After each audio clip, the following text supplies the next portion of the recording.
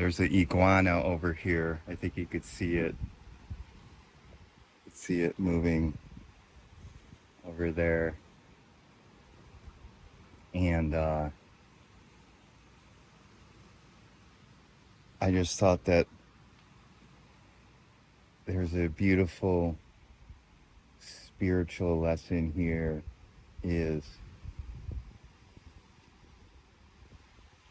we all have sort of the iguana can represent um, the reptile. This is like an impromptu thing, but the reptilian brain in us, right?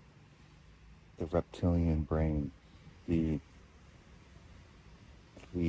ancient brain in us that has a lot of fear, right? I think you could see it.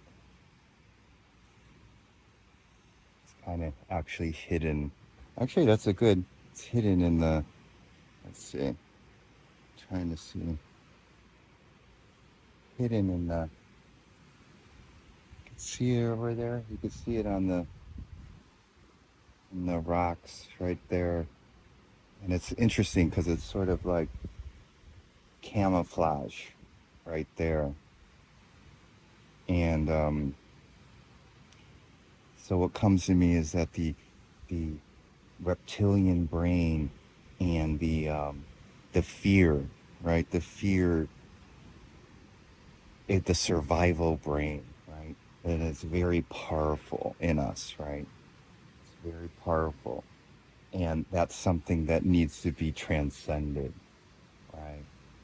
Um, but because of evolutionary stuff, a lot of people act from that, right? You could see it eating, act from that brain, right? And just move out here. And we need to transcend it.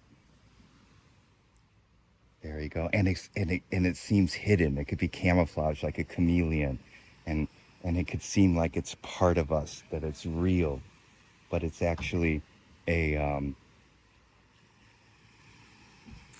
it's actually that brain is like being in the Serengeti, right? And thinking that there's um, lions or out there, right? And we think that's how we react right now. We think that there's lions attacking us when our boss calls us up, wanting to get a deadline and stuff like that, or a spouse goes out with their friends and they don't call, right? And this is something that has happened to me in my reptilian brain. You know, I'm upset, and my thoughts go into these very dark places, right? Uh, and that's why there are a lot of violence happens because the reptilian brain controls us uh, still, right? So this is something in the shadow. As this is why I always stress doing shadow work for the reptilian. A lot of it is the reptilian brain that has become. We think it's normal, right? And we needed the reptilian brain. There, you could see it eating. We needed the reptilian brain to survive for so many years, right? But we don't need it. We don't need the reptilian brain anymore. Um,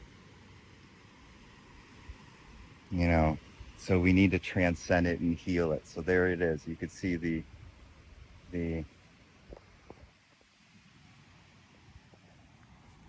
iguana. Oops, uh, the reptilian brain. So this is my impromptu video of this kind of, in a way, make friends with it. And that's a way to transcend it. I definitely started to make friends of it, my reptilian brain, and then by and by it slowly dissipated. Not saying things don't come up, but the things don't come up as much anymore as they used to. Very powerful. All right, love you. Until we meet again next time in the beautiful, peaceful now moment.